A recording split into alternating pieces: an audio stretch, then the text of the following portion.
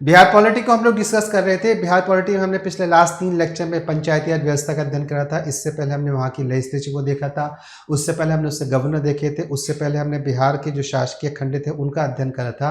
लोकसभा की स्थिति क्या है, राज्यसभा की स्थिति क्या है, विधान परिषद की स्थिति क्या है। यदि आपने ये सब मिस कर दिया है या आप उस लेक्चर्स के थ्रू गो थ्रू नहीं हुए हैं तो मेरा निवेदन आपसे ये रहेगा कि पहले एक बार उनका अध्ययन कर लीजिए। और आज के इस लेक्चर में हम जिस बात की चर्चा करेंगे वो एक प्रमुख संवैधानिक संस्था है जिसको कहते हैं राज्य महाधिवक्ता।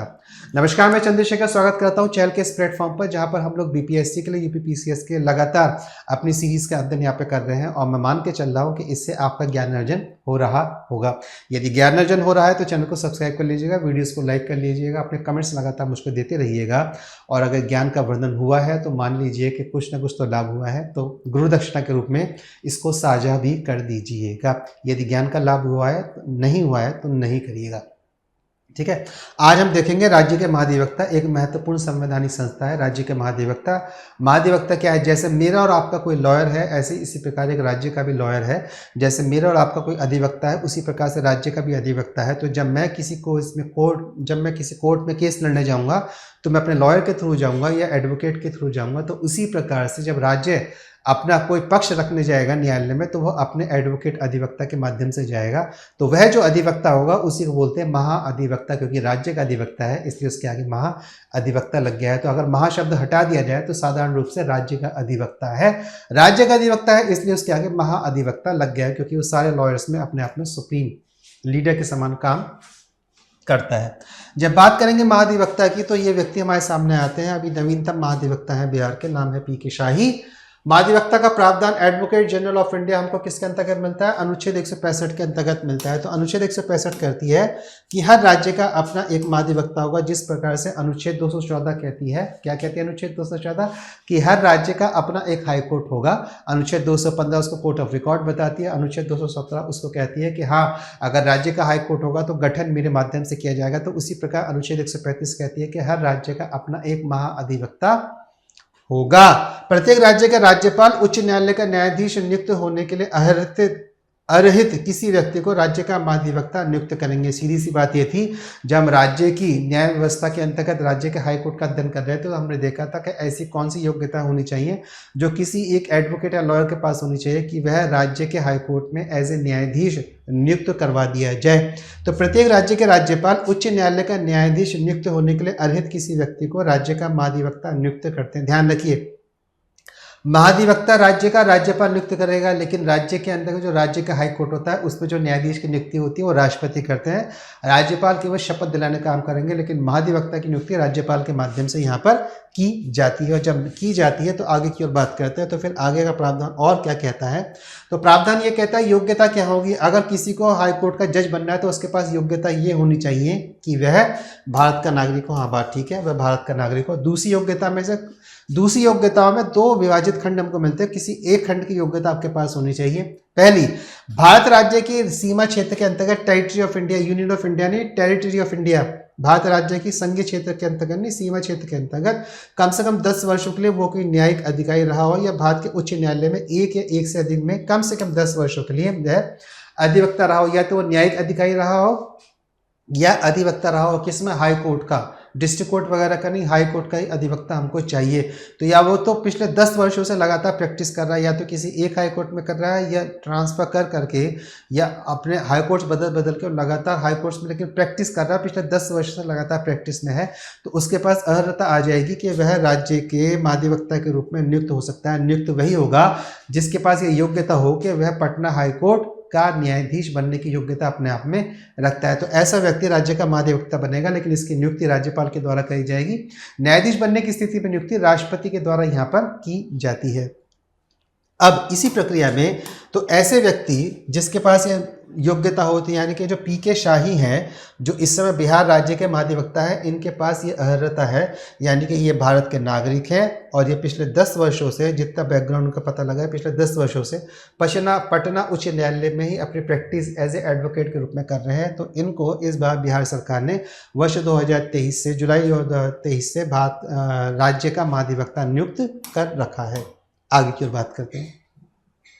महाधिवक्ता के कर्तव्य, अब काम क्या है भाई? काम क्या करेंगे? तो राज्य सरकार को विधि सम्मत ऐसे विषयों पर परामर्श देंगे अथवा विधि सम्मत। तो मेरा कोई क्विज कोर्ट चल रहा है तो मैं अपने लॉयर के पास जाऊंगा और लॉयर से पूछूंगा भाई करना क्या है, तो लॉयर बताएगा आपको ये करना है। तो बस ये महाधिवक्ता राज्य को बताएंगे कि इसको इस प्रकार से करना है, अथवा विधिक रूप से ऐसे कर्तव्यों का पालन करेंगे।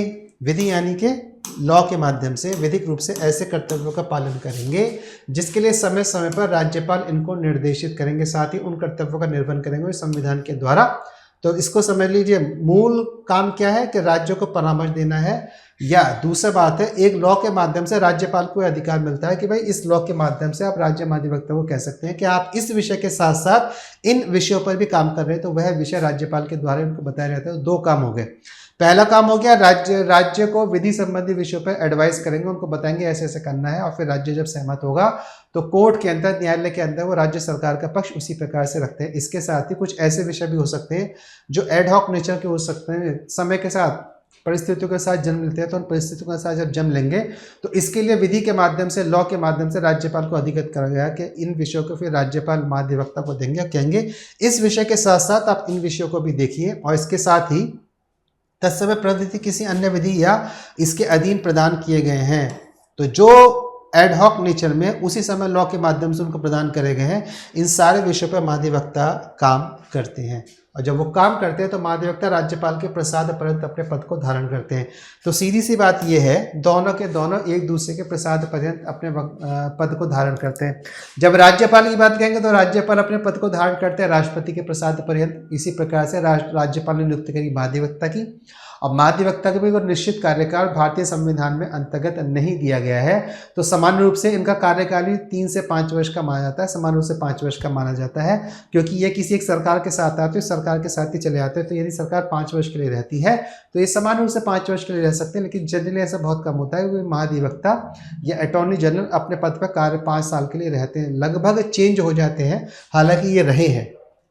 तो महाधिवक्ता राज्यपाल के प्रसाद पर्यंत अपने पद को धारण करता है। पारिश्रमिक का निर्धारण राज्यपाल के द्वारा किया जाता है, तो राज्यपाल के मतलब राज्य सरकार निर्धारित करेंगे क्या पारिश्रमिक देना है। संविधान में निष्कासन का कोई उल्लेख नहीं है, एक लेटर आएगा, सिग्नेचर होगी और इनको इनके पद से मुक्त कर दिया जाएगा। अगर इनको स्वयं से अपने आप से पद से मुक्त होना तो ये अपना त्यागपत्र राज्यपाल को देंगे, निष्कासन इनका राज्यपाल के द्वारा करवा दिया जाएगा। पारंपरिक रूप से मंत्री परिषद के त्यागपत्र के साथ ही महाधिवक्ता भी अपना त्यागपत्र देते हैं। तो ये जो पारंपरिक रूप है ना, ये बताता है कि संविधान परंपराओं के आधार पर भी चलता है। तो एक परंपरा है, और परंपरा ये है जैसी राज्य सरकार चेंज होती है, परिवर्तन होता है। मान लीजिए कि नीतीश कुमार जी मुख्यमंत्री हैं, कल को आरजेडी की सरकार आती है तो पीके शाही स्वतः अपना संज्ञान लेते हुए विवेक बुद्धि से अपना त्यागपत्र राज्यपाल को दे देंगे। अगर नहीं देंगे तो राज्यपाल तो उनको हटा ही देंगे राज्य सरकार के अनुमोदन के साथ ही। लेकिन परंपरा ये है कि जैसी सरकार परिवर्तित होती है, महाधिवक्ता भी अपना त्यागपत्र राज्यपाल को देकर चले आते हैं, मुख्यमंत्री के साथ ही उनके आगे पीछे थोड़ा।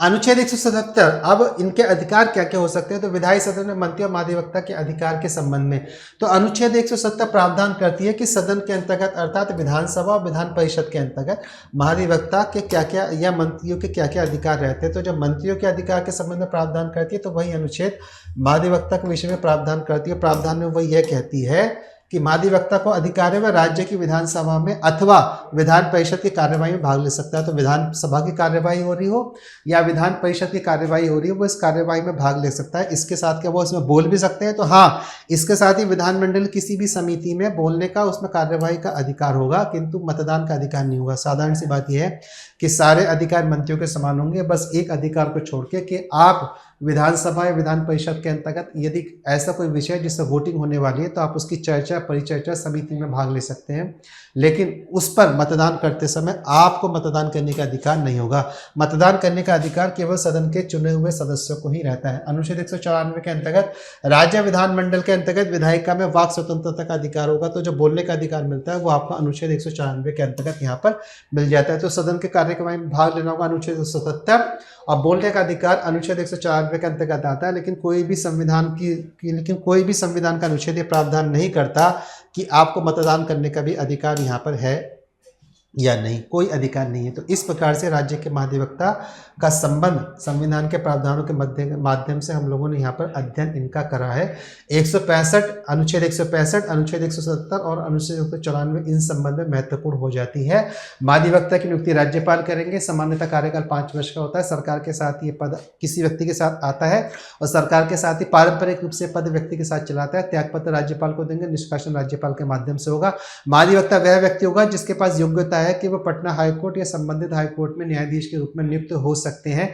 कम से कम 10 वर्षों के लिए एडवोकेट हो। आप राज्य भारत के नागरिक होने चाहिए।